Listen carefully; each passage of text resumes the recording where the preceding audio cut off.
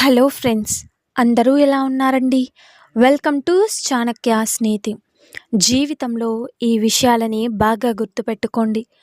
మనుషులు ఎలాంటి వారో తెలుసుకోవాలి అంటే ఇక అందరితో ఉండాలి. అలాగే అదే నిన్ను నువ్వు తెలుసుకోవాలి అంటే ఒంటరిగా ఉండాలి. అవకాశం అనేది వర్షం లాంటిది. ఇక అది కురిసినప్పుడే మనం తడవాలే తప్ప మనం తడవాలి అనుకున్నప్పుడు అది కురవదు కదండి. కాబట్టి చేయి జార్చుకోకండి. ఇతరుల గురించి మీకు చెప్పేవారు ఇక మీ గురించి కూడా ఇతరులకు చెప్తారని గుర్తుపెట్టుకోండి. అలాగే నీటిలో పడవ ఉండాలే కానీ పడవలో నీరు ఉండకూడదు. నిజమే కదా? అలాగే జీవితంలో జ్ఞాపకాలు ఉండాలే కానీ జీవితమే జ్ఞాపకంగా మిగిలిపోకూడదు. గుర్తుపెట్టుకోండి. క్రమశిక్షణ లేని చదువు, సమయపాలన లేని విధి నిర్వహణ, అలాగే ఆచరణ లేని మాటలు నీకే కాదు, ఇక నీ చుట్టుపక్కల వారికి కూడా కీడు చేస్తాయి. దీపం విలువ చీకట్లోనే తెలుస్తుంది. అలాగే డబ్బు విలువ పేదరికంలోనే తెలుస్తుంది. ఇక అలాగే కుటుంబం విలువ ఒంటరితనంలోనే తెలుస్తుంది. నిజమే కదండి. 6 అడుగుల మనిషి యొక్క విలువ 4 అంగుళాల నాలిక మీద ఆధారపడి ఉంటుంది. ఎంత విచిత్రమో కదండి. అలాగే ఒక్క విషయం, గొడవ జరిగితే గాని బయటపడదు అసలు ఎవరి మనసులో ఏముందో అని. అలాగే చూడ్డానికి ఏముంది, అందరూ నవ్వుతూ పలకరించే వాళ్ళే. అవసరం ఒకరిదైతే అవకాశం ఇంకొకరిది. ఆ కోపంలోనే మనిషి యొక్క అసలు వ్యక్తిత్వం బయటపడుతుంది. కోపంలోనే మనసులో ఉన్న నిజమైన భావాలు బయటపడతాయి. అలాగే అందుకే కోపం కొన్నిసార్లు మంచి చేస్తుంది, కొన్నిసార్లు చెడు చేస్తుంది. అలాగే జీవితంలో ప్రశాంతంగా ఉండాలి అంటే ఒక మంచి పని చేసేటప్పుడు ఎవరు ఎన్ని చెప్పినా వినకు. అలాగే నీకు నచ్చింది చెయ్యి. ఇక అప్పుడే నువ్వు సంతోషంగా ఉండగలవు, అలాగే ప్రశాంతంగా ఉండగలవు. వాదించుకుంటే ఎవరో ఒకరు గెలుస్తారు, కానీ చర్చించుకుంటే గనుక ఇద్దరూ గెలుస్తారు కదా. ఎందుకు అంటే మీ మధ్య ఉన్న బంధం గెలుస్తుంది కాబట్టి. నిజాలు చెప్పి నిజాయితీగా ఉండేవారి కన్నా అబద్ధం చెప్పి ఆకట్టుకునే వాళ్ళని ఈ ప్రపంచం ఎక్కువగా నమ్ముతుంది, వాళ్ళకే ఎక్కువ విలువనిస్తుంది. తగిలిన ప్రతి గాయాన్ని జ్ఞాపకంగా గుర్తుపెట్టుకుంటే అది బాధ. ఇక తగిలిన ప్రతి గాయాన్ని పాఠంగా మార్చుకుంటే అది మార్పు. ఇక ఎందుకంటే ముళ్ళను తొక్కిన కాలు బాధపడుతూ అక్కడే ఉండిపోకూడదు. ఈసారి జాగ్రత్తగా నడవడం మొదలు పెట్టాలి. మన క్షేమాన్ని కోరుకునేవారు ఇక ఖచ్చితంగా వీధి దీపాల్లాంటివారు. గమ్యాన్ని మన దగ్గరకు చేయలేకపోయినా దాన్ని చేరుకునే బాటని మాత్రం కాంతిమయం చేస్తూ ఉంటాయి. కడుపు కట్టుకుని సంపాదించు, రేపు నీ సంతతికి మంచి జరుగుతుంది. నిజమే కదా? ఇతరుల కడుపు కొట్టి సంపాదించకు, ఆ పాపం నీ సంతతికి చుట్టుకుంటుంది. గుర్తుపెట్టుకోండి. అలాగే లోపాలు లేని మనిషి, లోటు లేని జీవితం ఎవరికి ఉండదు? అందరికీ. సాధ్యమైతే మార్చుకోవాలి, లేకపోతే అలవాటు చేసుకోవాలి. అంతేకాని మనసును గాయం చేసుకోకూడదు. జీవితాన్ని ప్రశాంతంగా జీవించండి.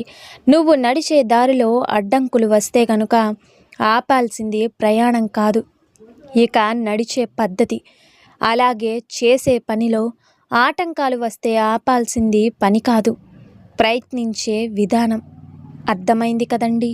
కాలం అనేది మారుతుందో లేదో తెలియదు, కానీ మనుషులు మాత్రం ఖచ్చితంగా మారుతున్నారు. ఇక ఎదురుగా ఉన్నప్పుడు ఒకలా, లేనప్పుడు మరోలా ఉంటారు. నిజమే కదా?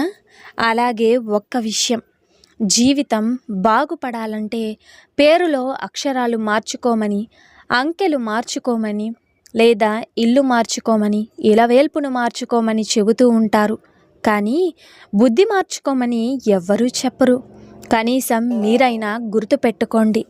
అలాగే ధనం ఉన్నవారితో కాదు, గుణం ఉన్నవారితో స్నేహం చేయండి. బాధపడే రోజు మాత్రం నీకు ఎప్పటికీ రాదు. ధనం కన్నా గుణం గొప్పది. మన జీవితంలో కొందరి కోసం ఇక మనం భరించలేనంత బాధను కూడా భరిస్తాం. ఎందుకో తెలుసా? బాధ కన్నా వారితో బంధం ముఖ్యమని. కానీ వారికి ఆ విషయం ఎప్పటికీ అర్థం కాదు. ఎక్కువగా ఎవ్వరిని నమ్మకు, మోసపోతావు.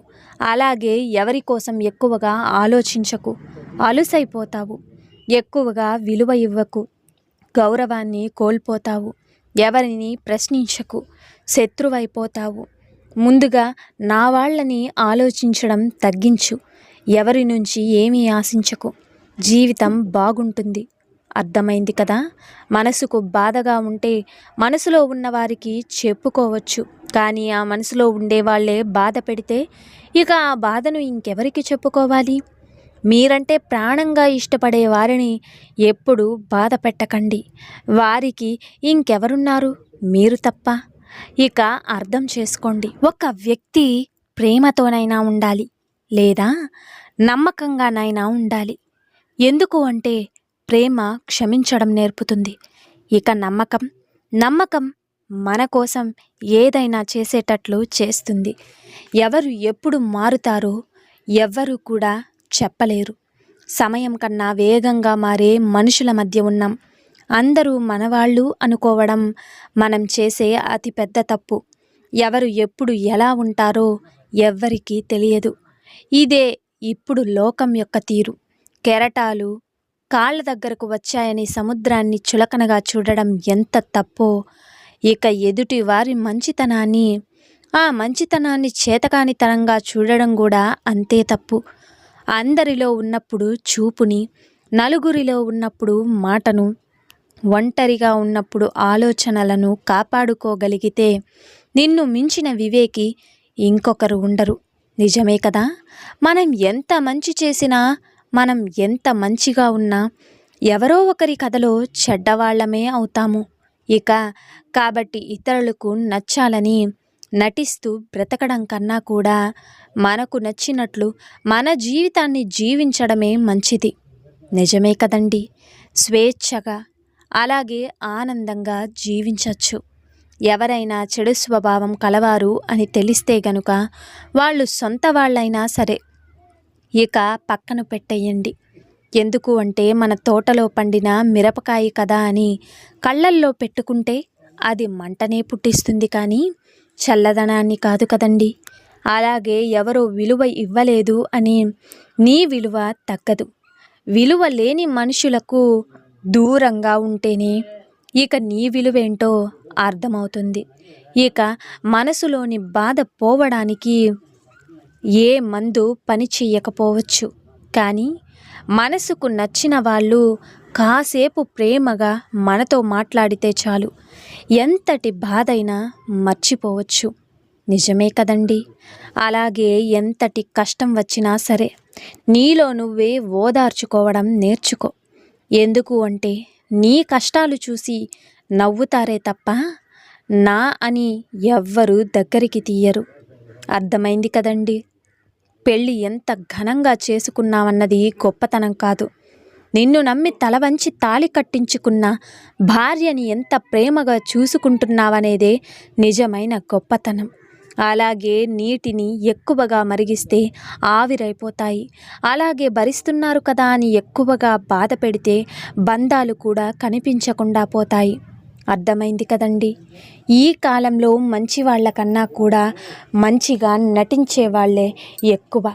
మనతో అవసరం ఉన్నప్పుడు అంతా నువ్వే అంటారు, ఇక అవసరం తీరిపోయాక నువ్వెంత అని అంటారు. నిజమే కదండి? అలాగే ఒక్క విషయం, ఉండిపోయే వాళ్ళకి వెళ్ళిపోయే వాళ్ళకి చాలా తేడా ఉంది. ఉండిపోయే వాళ్ళు నిన్ను భరిస్తారు. వెళ్ళిపోవాలి అనుకునే వాళ్ళు అవకాశం కోసం ఎదురు చూస్తూ ఉంటారు. ఇక అందరితో కలిసి ఉండు, అలాగే అందరిలా నవ్వుతూ ఉండు. అంతేకాని అందరినీ అయిన వాళ్ళు అని మాత్రం అనుకోకు. అంతా నా వాళ్ళు అని మురిసిపోకు.